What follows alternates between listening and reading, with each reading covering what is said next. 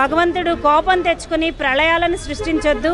మరి ఎవరు తప్పు చేసినా కూడా మానవ మాత్రులం కాబట్టి వాళ్ళందరి తరపున కూడా మేము ప్రాయశ్చిత్తం మిమ్మల్ని వేడుకుంటున్నాము. ప్రాయశ్చిత్త దీక్ష చేస్తున్నానని గత 4 రోజులుగా జనసేన పార్టీ అధ్యక్షులు వారు దీక్ష చేయడం జరుగుతుంది. అందులో భాగంగా మేమందరం కూడా రాష్ట్ర వ్యాప్తంగా ఆయన దీక్షకి మద్దతు పలకడం జరుగుతుంది.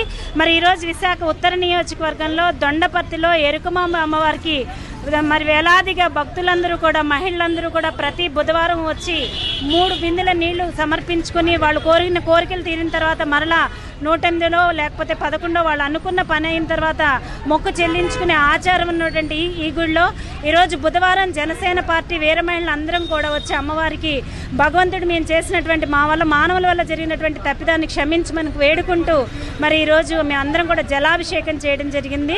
మరి రాష్ట్ర వ్యాప్తంగానే కాకుండా దేశవ్యాప్తంగా ప్రపంచవ్యాప్తంగా ప్రతి ఒక్కళ్ళు కూడా జరిగిన అపరాధాన్ని మన్నించమని అనేక రకాలుగా భగవంతుడిని వేడుకుంటున్నటువంటి పరిస్థితి. ఈ నేపథ్యంలో ఏదైతే పవన్ కళ్యాణ్ గారు సనాతన సాంప్రదాయాలను కాపాడండి, హైందవ ధర్మాన్ని కాపాడండి అని పవన్ కళ్యాణ్ గారు చెప్తుంటే ప్రకాష్ రాజ్ లాంటి సినీ నటుడు దాన్ని డీవియేట్ చేస్తూ ఏదైతే ఎప్పుడు కూడా పవన్ కళ్యాణ్ గారి ఆశయాలు సిద్ధాంతాల్లో ఒకటి అన్ని మతాలను కూడా గౌరవించాలని జనసేన పార్టీ సిద్ధాంతాల్లో ఉన్నటువంటి అంశం.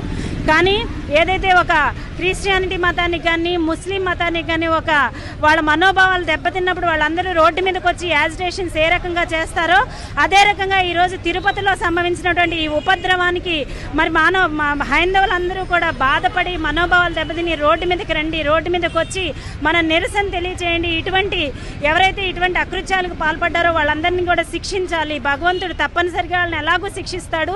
అలాగే గవర్నమెంట్ కూడా దాని మీద ఒక సిట్ విచారణ జరిపించాలి. అంతకుముందు ఎవరైతే ఈవోగా వ్యవహరించారో ధర్మారెడ్డి కానివ్వండి, లేకపోతే టీటీడీ చైర్మన్గా ఉన్నటువంటి సుబ్బారెడ్డి కానివ్వండి, తర్వాత వచ్చినటువంటి కరుణాకర్ రెడ్డి కానివ్వండి, వీళ్ళందరూ కూడా దీనికి సంబంధించినటువంటి ఆన్సర్ తప్పనిసరిగా ఇవ్వాల్సిన అవసరం ఉందని జనసేన పార్టీ అధ్యక్షులు పవన్ కళ్యాణ్ గారు డిమాండ్ చేస్తున్నారు. ఆ నేపథ్యంలో మేమందరం కూడా 11 రోజుల పాటు ప్రతి ఆలయంలో కూడా ఏదో ఒక రకంగా మాకున్నటువంటి మా మనోభావాలు దెబ్బతిన్న విషయాన్ని తెలియజేస్తూ భగవంతుడిని క్షమించమని కోరుకుంటాం.